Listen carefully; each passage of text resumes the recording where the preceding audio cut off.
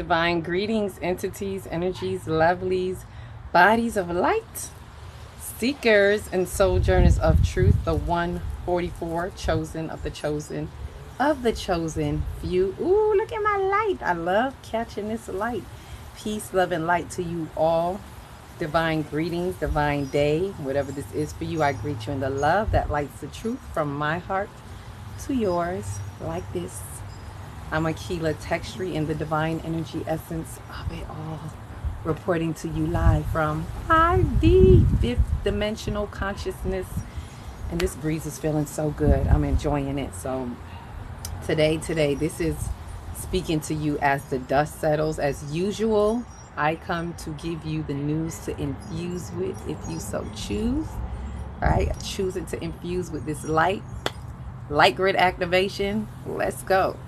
Right, I got some topics here. I really got some things, like I'm on the edge of a topic right now, but it's like I gotta stay focused. So being that this is post full moon, I want to talk about the full moon highlights. Right, let's talk a little bit about this now that this is called as the dust settles. That's how I'm seeing this, because the dust is settling. I've been seeing this from the last full moon. I was like, the effects that we're gonna feel of this eclipse that we were in during that ecliptic window.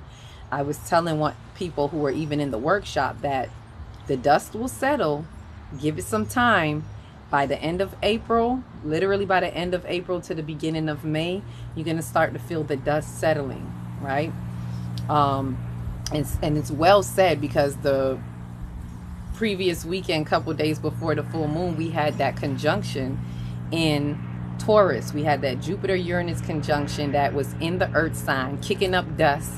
Right? Jupiter expanding the revolutionary ideas and the revolutionary energy, that Oya lightning bolt energy of Uranus. So it's like kicking up dust of stuff that was already there. But it's like right after kicking up that dust, the dust settles, right? It's like it's kicking it up to help it settle, if that makes sense, right? Stuff that has been already in motion since the ecliptic window, right? And I remember saying this because specifically I was telling someone in a group, whatever decision you may be feeling impulsive, don't do anything too impulsive right now. It's good to just feel the energies and recognize, look around and see what's going on, but don't necessarily make a move right now. Wait till about the end of April or around May when the dust settles, right? Right now it's just for you to see what's going on. Put on your your 3D, your not 3D, but put on your 5D goggles, sharpen your third eye, and just kind of look, put on your scope, right?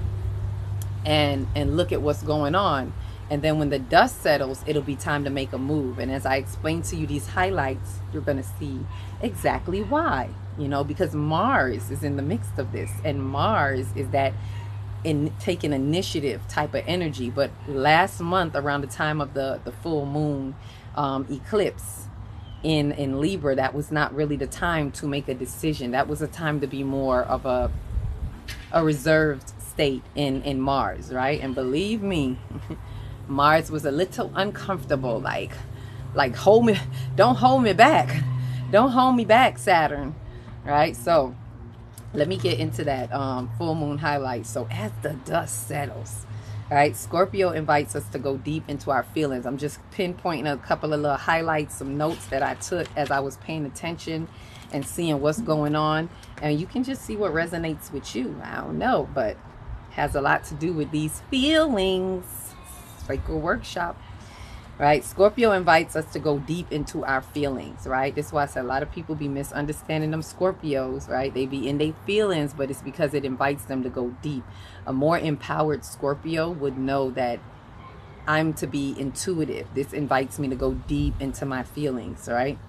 And they're just sometimes misunderstood, I know I used to be like, oh, I don't deal with them Scorpios, but now I really appreciate the depth of their feelings and their intuition, and I know how to read them even though they don't know how to read their self. I look at Scorpios like a good what do you call it, warning sign or indicator, like boop boop, something going on over here.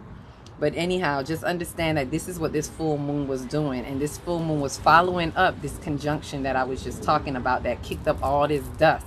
So what it did is it helped the things that were deeply embedded in the subconscious of our mind and our souls, the deep-seated thoughts and feelings that needed to come up.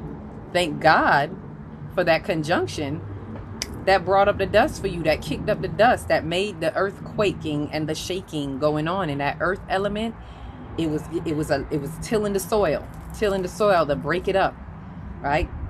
And as I've been mentioning, tilling the soil is really a real sacral chakra type of activity. I usually do it in my workshop because it is about breaking up those feelings that we've been stuck in for however long. It's time to break it up. You can't get into it if you stuck in the mud type, right? So also knowing that it is about illuminating fears around loss and betrayal and etc. That's what it was doing.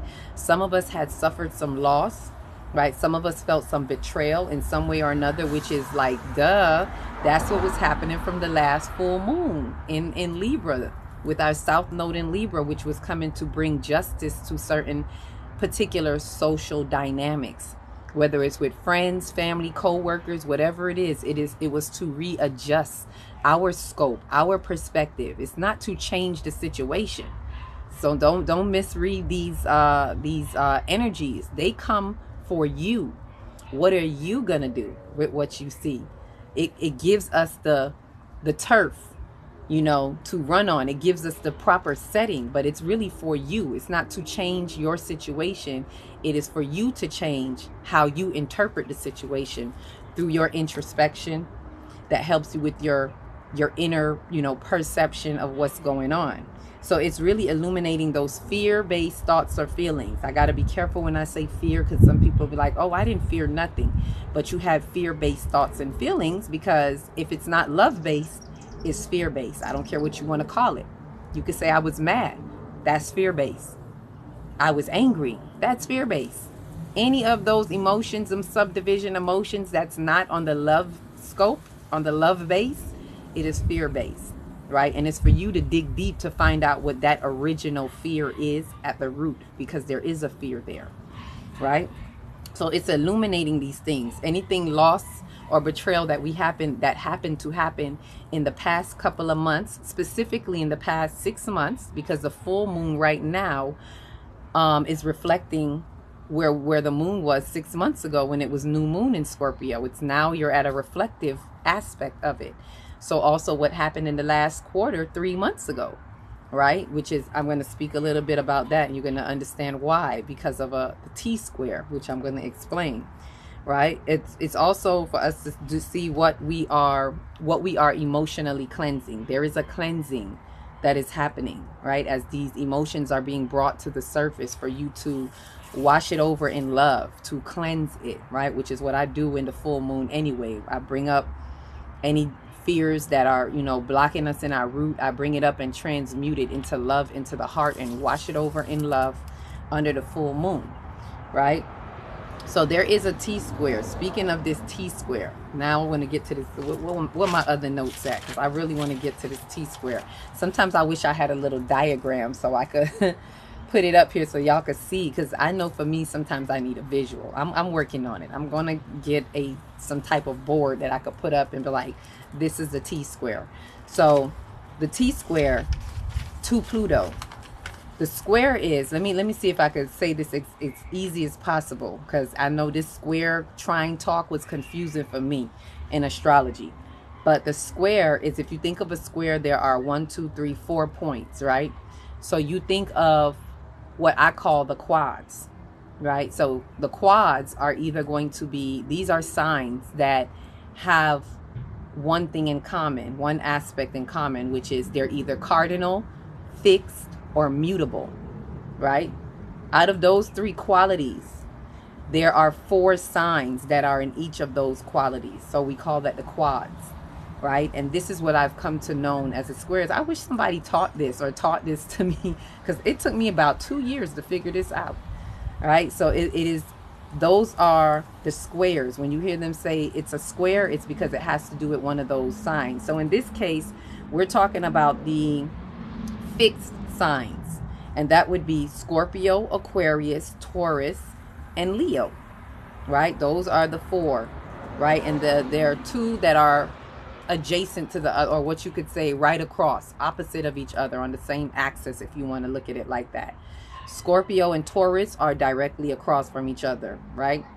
And Leo and Aquarius are on the other opposite axis, right? So if you look at it like that, let's see if you could imagine this square. Scorpio and Taurus across from each other, and Leo and Aquarius across from each other. So if you see that, you see a cross, a T, right? So the T square would be the 3. Follow me if you will. This is my diagram. Imagine with me. Scorpio and Taurus, right? And over here is Aquarius. So imagine a line going like this, and from the center where they cross at, going this way to Aquarius. That's the T square. That is the T in the square of all 4 of them, right? So this is what I mean when I say there is a T square to Pluto, because who's in Aquarius? Pluto. Pluto, this is why this is so important, because Pluto is the ruling planet of Scorpio. Pluto is the main ruling planet of Scorpio. Mars is the ancient ruler of Scorpio. It was the original ruler before it became Pluto. So, but right, it's mainly Pluto that is the ruling sign of Scorpio, right? So Pluto being the planet of revelation. And not only that, this is now why I said something that may have happened 3 months ago, because Pluto entered Aquarius 3 months ago. Pluto entered Aquarius with the sun, so it came packing with some energy, a big cosmic shift. I did a video on that one as well. Maybe I can put that link below so you can kind of refresh your memory on what was happening at that time. But there was a big cosmic shift. So there was something that happened where there was some kind of loss or betrayal or whatever it is. And now we're at a T square with that energy. So there was something to be revealed at that time, that the sun brought it into the outer world.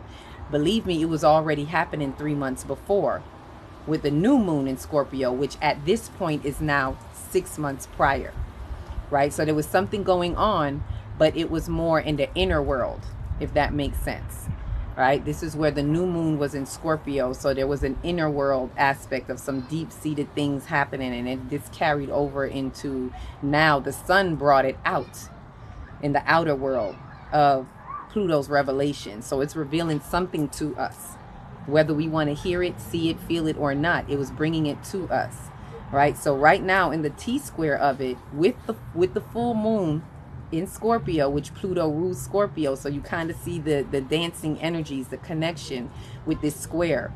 And whenever you see the squares, it's usually kind of like a tension type energy, but not, it's good tension. It's to bring our attention to the intentions that we need to be having. I'm saying, right? I don't know if I'm too excited. I love these energies. So I love when the energies like are pointing things out to me. T square. Look at where Pluto is. It's like it's saying, look at here, look at here.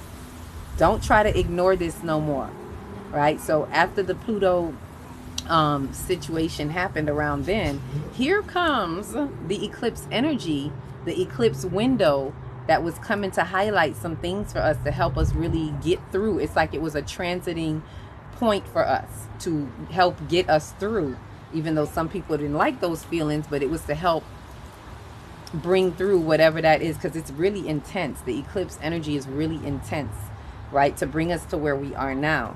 So what is it saying? I say all that to say, you know, this. What is it saying, right? It's pushing us into the uncomfortable truth. It's pushing out something that we've outgrown, something that's no longer there no more. Whatever was coming with that Pluto cosmic shift, these deep-seated feelings right now is like highlighting to us.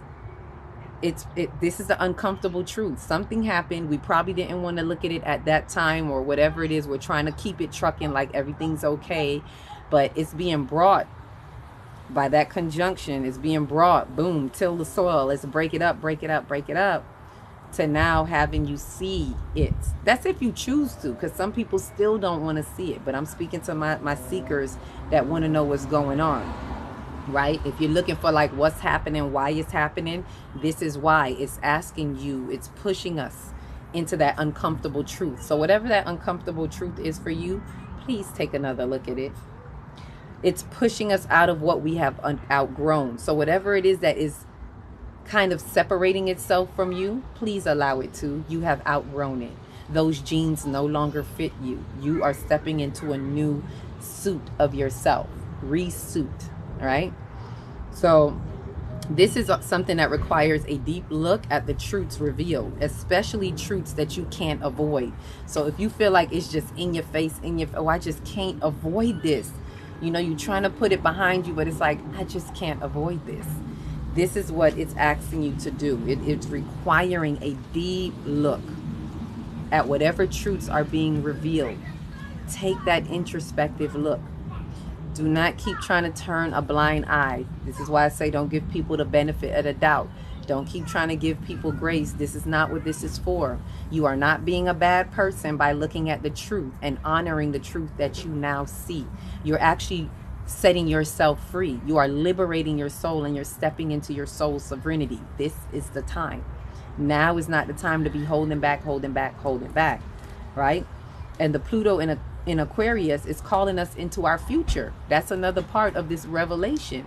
In order for there to be a revolutionary step and movement into that future, the age of the Aquarian, the new age, new earth, then we have to have the revelations to peel back those layers, right? And go figure, Uranus, which is that Oya energy that we just had days before this, Uranus is the ruler of Aquarius.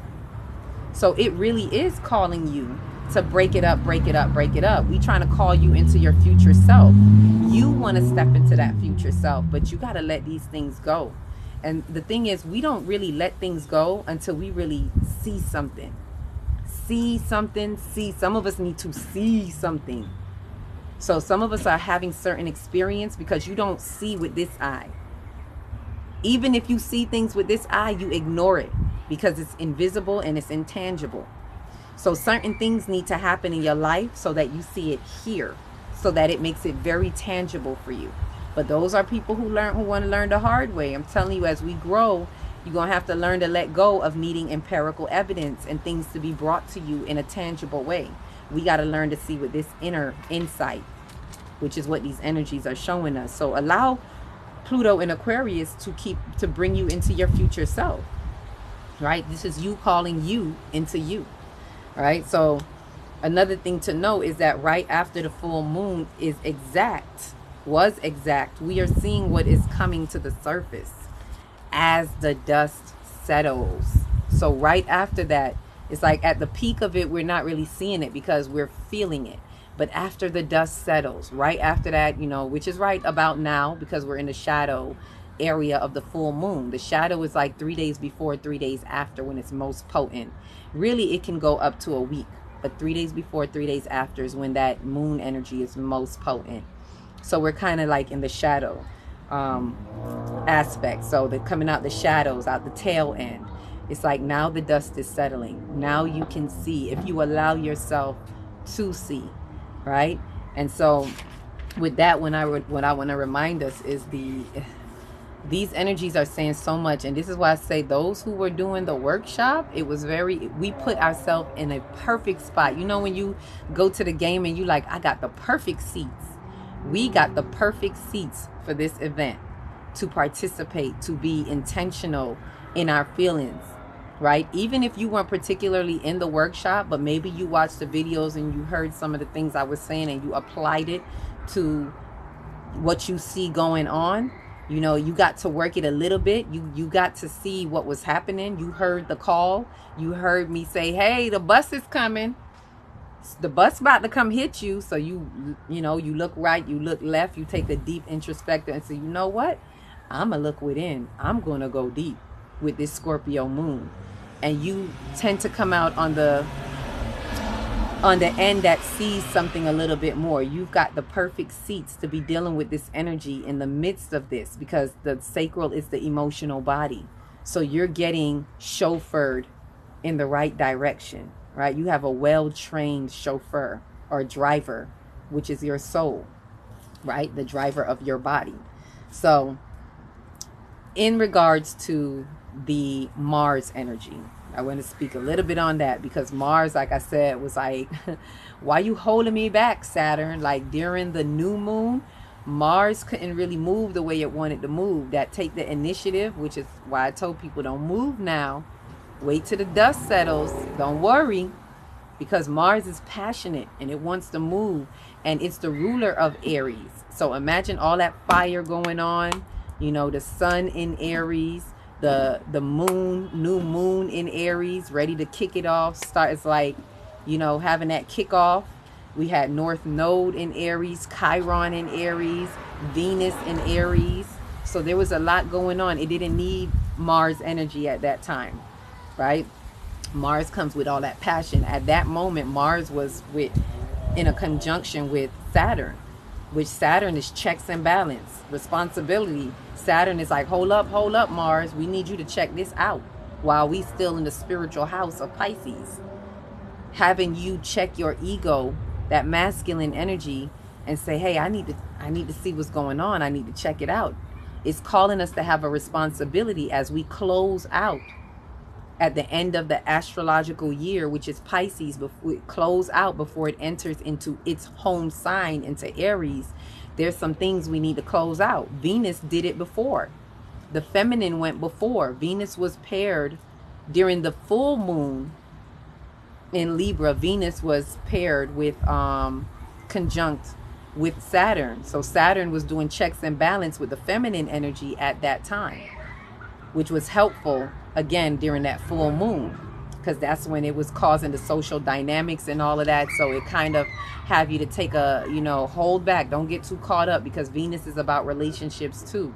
So it's like Saturn is like, hold up, don't get too carried away with that relationship, or, you know, the emotions of that relationship. And then, you know, it went free. And then by the time of the new moon, Venus had just hit into Aries, and now Mars was in checks and balance with Saturn. Hold me back. It's like I could see somebody about to fight, like, don't hold me back. That's like what Mars is doing. But it was a good temperance, so that we don't get too impulsive, right? If we're paying attention to ourselves. Some people don't care, and they still just broke out of that hold and was like, I don't care, I'm gonna do what I want to do. But who feels it knows it. So some of you that have done that are probably looking back now like, oh man, I shouldn't have done that. Yeah, that was that Mars energy, and you didn't want to listen to Saturn that was holding it back. But now, why I say that now is because Mars has moved beyond Saturn, and it's moving towards Neptune, the dreamer, which is in its hometown of Pisces. And now is the yes. Now we're hearing the yes. Those who were holding themselves back for the past month or so, now it's time to take the initiative, right? Now Mars can safely step into its sign. It's after it passes Neptune, after it conjuncts with Neptune, it's going to be going into Aries. But notice, this is after the dust settles. Now we're getting a yes from Mars. So now the answer is yes. That thing that you need to do right now, you should have gotten all you needed, the revelation of truth. You realize to recognize, so you have rewired something. You shouldn't be in the same place where you were before. If you haven't gotten a change in your perspective, which was the theme of the eclipse, if you didn't change your perspective, I wouldn't really take that step. I feel like it's safer to take that step and take that initiative if you have truly changed your perspective through all the revelation and all that has been kicked up, all of the pushing and pulling and calling you out into your future self through the changes in your past, right? Which is South Node in Libra, through the changes in the way you relate and internalize through certain social dynamics, with you having power in yourself, soul sovereignty, no more victimhood state, no more this is his fault, her fault, da da da da da, but I am showing up for me. And the justice, South Node Libra, is me saying, I see how I show up in this situation, and now that I have soul accountability and responsibility, checks and balance, Saturn, Lord of Karma, in the house of Karma, Pisces, for the next 2 years until 2026, it's going to be a lot of exposure going on. But this little transit that we just had, as Mars and Venus came through Saturn, There's definitely a change, right? There was definitely a karmic loop or flip coming through that little karmic window. That eclipse window also was a karmic window.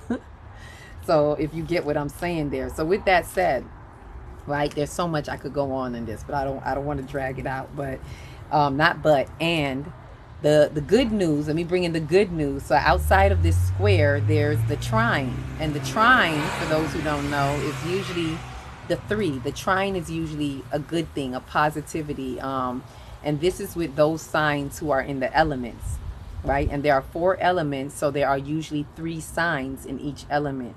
So this trine, there was a trine in with Pisces, Scorpio, and Cancer. All 3 of them are water signs. That's the trine, right? So we had, who is in Pisces? Saturn, Mars, and Neptune are in Pisces. Who is in Scorpio? The moon, right? And the moon rules Cancer, although it's not over there, but you could kind of see the connection there. But mainly this trine is like, you're seeing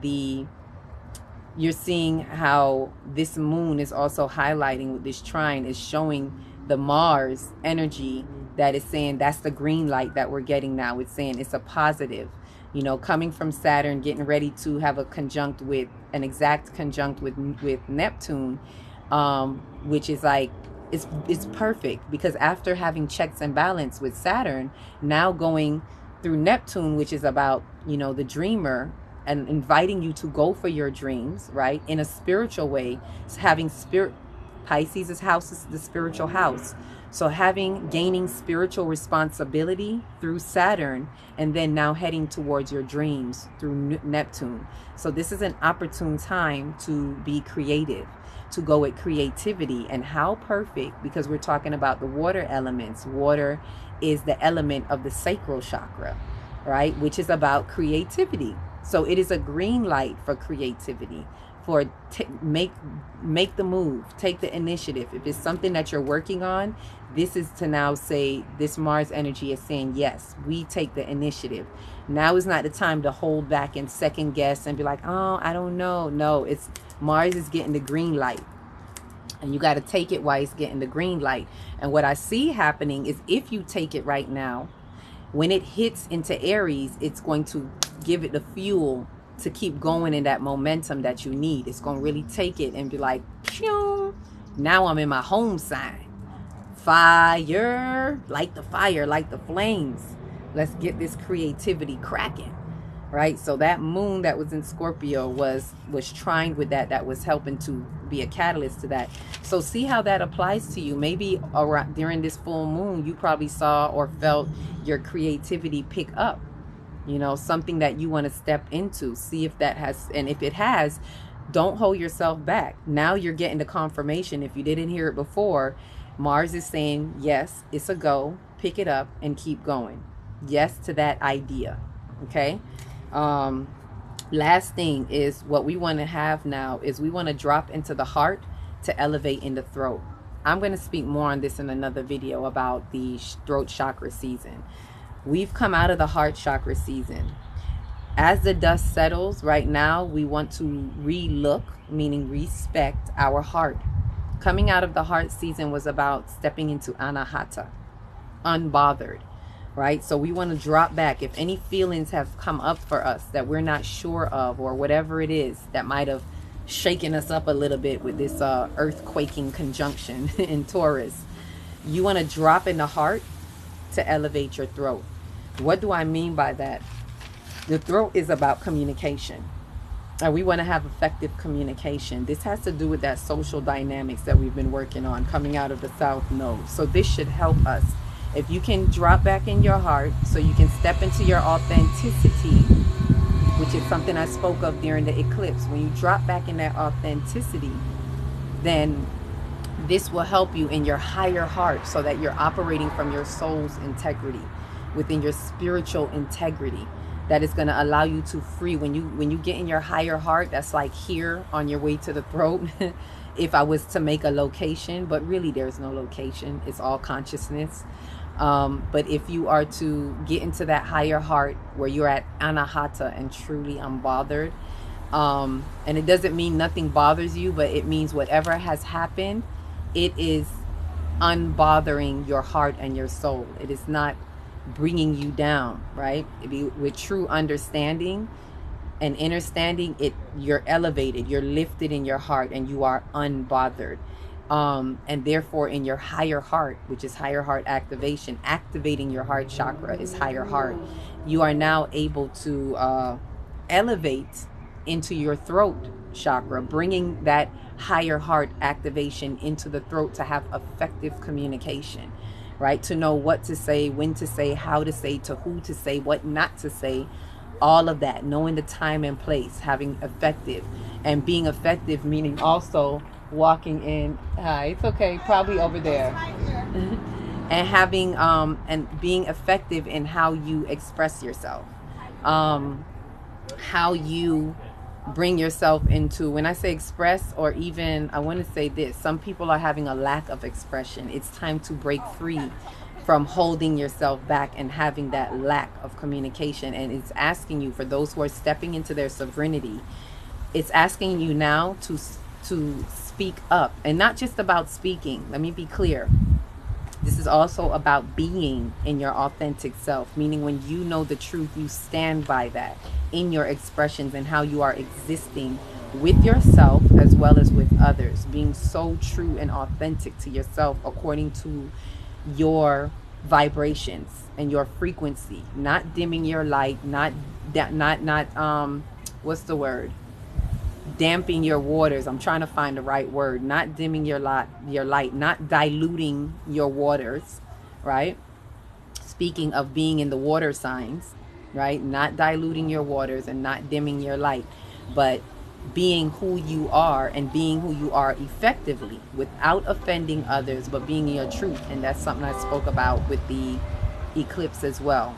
So if you go back and look at that, or, you know, if I can put it here, you'll see this was something that we're being called into as we're stepping into our soul sovereignty, and being that this is throat chakra season, a lot of us are being hit with that right now. You may see a lot of people, maybe pay attention to your throat. If you have any throat chakra issues, you start to always being clogged up right here, you need to get it up, you need to clear that throat. You may be having some pins and needles, some pains in the back of your neck here, you know, neck pain, any mouth issues. This is all throat chakra, right? Any ear aches, any ear issues, this is receptivity of the throat chakra. How are you receiving information? Are you receptive, right? This is a big time. It all depends on how you are with your throat, because everybody is in different places. So I'm just putting that out there. We want to drop in our heart, and in order to elevate in our throat. This is the activity we're having now, and faithfully this full moon was able to help us bring this into our insight, into our foresight. You know, even if we look back in hindsight, we know how to bring it forward, right? Because there's much more to go. I can't wait to see what's going to happen when we around Leo, when the T-square flips. and something's going to happen around the Leo time. But, you know, we'll see when we get there what's going to happen. With that said, I think that's the highlights we got right there. I just want to make sure I get that to you. So see how this moon was working with you. And remember, take that initiative that Mars is bringing, that is given with you right now. Don't take it for granted. Don't take it lightly. Trust the process. Trust that while it was teamed up with Saturn, it had true accountability. If we were working the energies, look back at it if you can. Look at what was coming up and see if you had true accountability, checks and balance, when Mars was teamed up with it, as well as when Venus was. Look at what was happening around a full moon eclipse and a new moon eclipse, and kind of, because that was to help us to where we are now. Usually full moon in Scorpio could really pull you down. Like last year this time, it was heavy because it was the eclipse around this time, because the nodes were in Taurus and Scorpio, so the eclipse was there, so it was really more intense.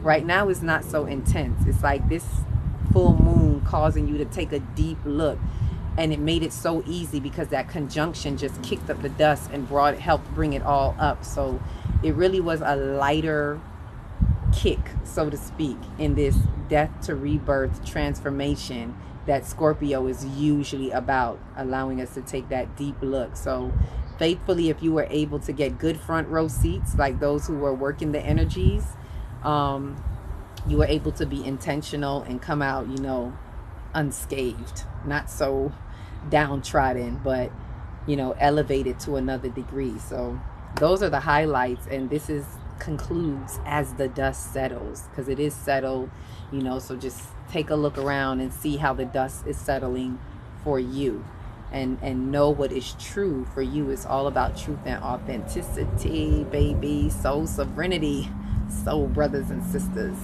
So with that said, I'm going to leave it right there. Faithfully, this information was something you can take and work with and see how it works for you.